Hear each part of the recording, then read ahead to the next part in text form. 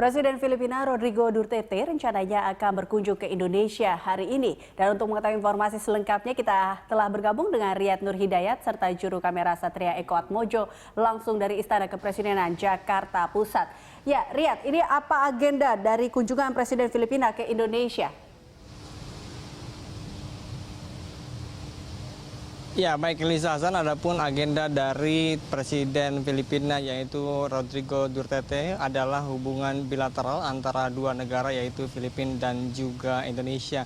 Dan dalam rundown yang kami terima berdasarkan dari Menteri Sekretaris Kabinet Pramono Anung mengatakan bahwa Rodrigo sudah datang di Indonesia dan pada pagi hari ini sedang bertemu dengan komunitas Filipina masyarakat Filipina yang ada di Indonesia. Dan pada pukul 1 saat ini Rodrigo nanti direncanakan akan mengunjungi makam pahlawan di Kalibata dan juga nanti pada jam 2 ditemani oleh Presiden Joko Widodo untuk berkunjung ke salah satu pasar terbesar di Jakarta yaitu Pasar Tanah Abang. Dan nanti pada jam 4 akan berlangsung hubungan bilateral atau pertemuan bilateral antara Presiden Filipina dan juga Presiden Joko Widodo dilanjutkan dengan makan malam pada pukul 8 malam nanti. Adapun sejumlah pembahasan yang akan dibahas pada pertemuan bilateral ini terutama terkait dengan isu terorisme di mana pada bulan-bulan belakang ini banyak sekali dari warga negara Indonesia yang disandra oleh kelompok Abu Sayyaf, dan ini mendapat perhatian serius dari pemerintah dan juga keamanan yang ada di dua negara.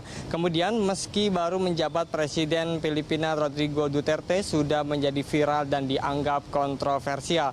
Semua karena komentar yang dilontarkan dan kebijakan yang diberlakukan, mulai dari candaan pemerkosaan hingga kebijakan hukuman tembak mati pelaku kriminal. Presiden Filipina Rodrigo Duterte terkenal karena mengatakan berbagai hal yang dipandang banyak orang tidak patut disebut.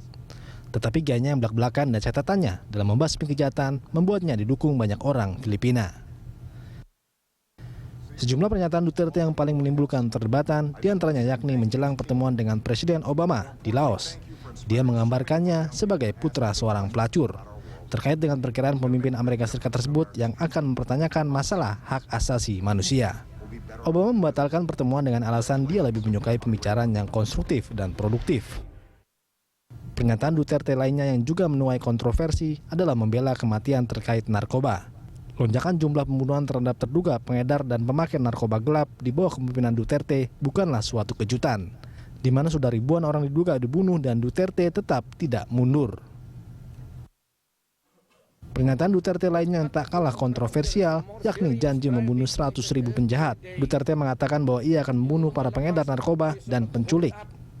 Pernyataan lainnya adalah lelucon tentang perkosaan dan pembunuhan, di mana Duterte mengatakan seharusnya wali kota orang pertama yang melakukan perkosaan karena korban sangat cantik.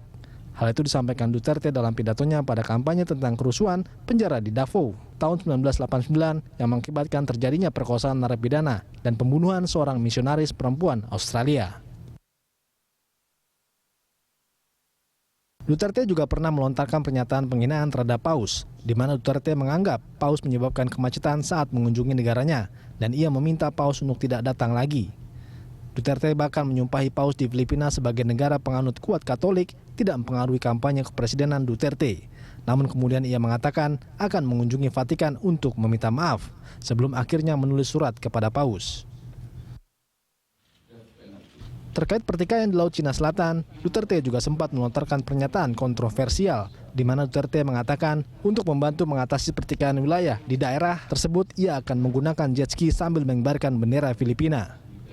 Meski sering melontarkan pernyataan kontroversial, namun gayanya yang belak-belakan dan catatannya dalam membasmi kejahatan membuatnya didukung banyak orang Filipina.